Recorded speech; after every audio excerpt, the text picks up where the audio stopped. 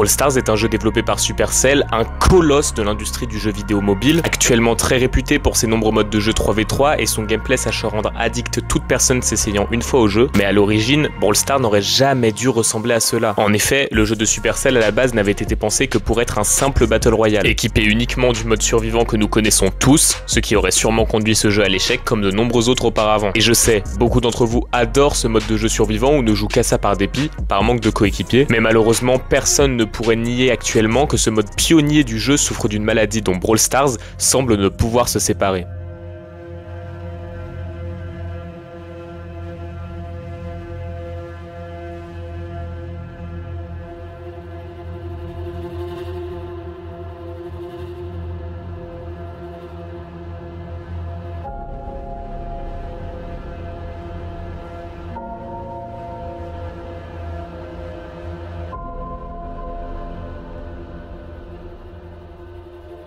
Personne ne saurait dater la date d'apparition de cette dernière. Nous avons des traces de son apparition dès la bêta du jeu, cela semble être venu de manière très intuitive pour la plupart des joueurs et est très vite rentré dans les codes du jeu à tel point qu'aucun joueur survivant actuellement ne pourrait affirmer ne jamais avoir teamé. Et ce processus n'est pas compliqué à effectuer. Un simple signal innocent, indétectable par une potentielle IA qui aurait pu être mis en place pour le contrer, peut être utilisé afin de faire équipe avec d'autres joueurs. Et c'est ça, le problème du survivant sur Brawl Stars. Et vous pouvez tous faire le test chez vous. Actuellement, il est impossible de lancer une seule game de survivant sans tomber sur ne serait-ce qu'un seul teamer. Impossible d'espérer gagner en étant simplement plus fort contre des groupes de joueurs prêts à faire équipe et à se trahir pour grappiller un ou deux trophées. Et pourtant, on ne peut pas dire que Supercell n'ait rien fait pour essayer de régler ce problème. Ils furent même bien le contraire à de multiples reprises sans succès néanmoins. La première tentative afin d'empêcher le teaming en survivant fut l'ajout de multiples mutateurs tels que pluie de météorites qui avaient pour particularité de faire tomber des roches sur des joueurs au hasard dans la game, mais cela uniquement jusqu'à ce que deux joueurs ne se rapprochent un peu trop. En effet, ce mutateur avait pour particularité d'harceler tout joueur se tenant trop proche dans le but d'éviter au maximum le teaming. Et vous voulez savoir quelque chose? Ça a probablement été l'une des solutions les plus efficaces durant une période, jusqu'à ce que les joueurs se rendent compte qu'ils pouvaient simplement faire équipe en restant à distance. Et à vrai dire, ce ne fut pas la seule tentative de Supercell. Des nouveaux modes, souhaitant rendre le jeu obligatoirement plus agressif et empêchant les joueurs de vouloir faire équipe, ont vu le jour. C'est comme ça que le Survivant Plus, qui est récompensé de 2 trophées chaque kill, est né. C'est aussi probablement comme ça que plus récemment le mode cambriolage a été implanté dans le jeu. Et pour le coup, bien que le Survivant Plus ait été un échec pour contrer le teaming, le cambriolage lui s'est avéré être une victoire totale, ne réussissant quand même pas à arrêter le win trading. Je sais, je viens d'introduire un mot qui fait peur à beaucoup et qui n'est pas très clair pour la plupart, alors on va redéfinir tout ça très rapidement. Le win trading, littéralement appelé échange de victoire, apparu en 2023, est un phénomène en survivant qui consiste à lancer des parties en même temps que certains de vos amis afin de jouer ensemble dans un mode à l'origine destiné à être joué seul. Et en soi, ce procédé ressemble au teaming traditionnel et certains pourraient le défendre en disant qu'il n'est qu'une forme de teaming, mais le win trading va beaucoup plus loin que cela. En effet, afin de pouvoir jouer ensemble, ces joueurs rejoignent des serveurs Discord contenant des milliers de membres avec lesquels ils peuvent lancer un vocal afin de s'assurer d'être bien dans la même game que leur mate et de pouvoir ensuite rouler sur tout le lobby impuissant face à 3-4 joueurs dans un mode à l'origine destiné à être joué seul.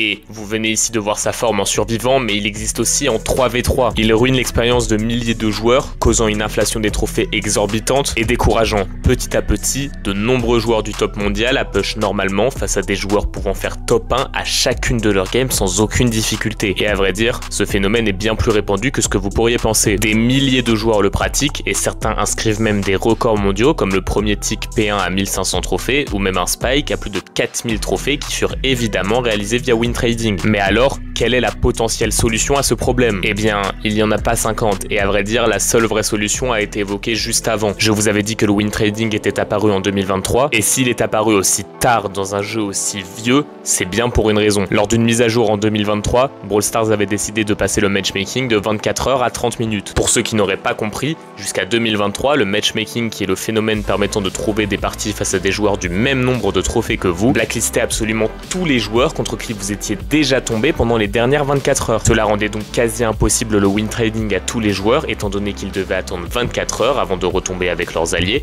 ce qui était beaucoup trop long et laborieux. Mais en 2023, alors que Brawl Stars était dans une pente descendante et recevait de moins en moins de joueurs, les équipes de Brawl Stars durent prendre une décision afin de permettre aux joueurs de trouver plus facilement des games et réduire donc le MM de 24 heures à 30 minutes, ouvrant désormais l'accès au win trading. Et pourquoi de nombreux joueurs tels que Snake Tug appellent au retour du MM de 24 heures, et je me joins à leur mouvement.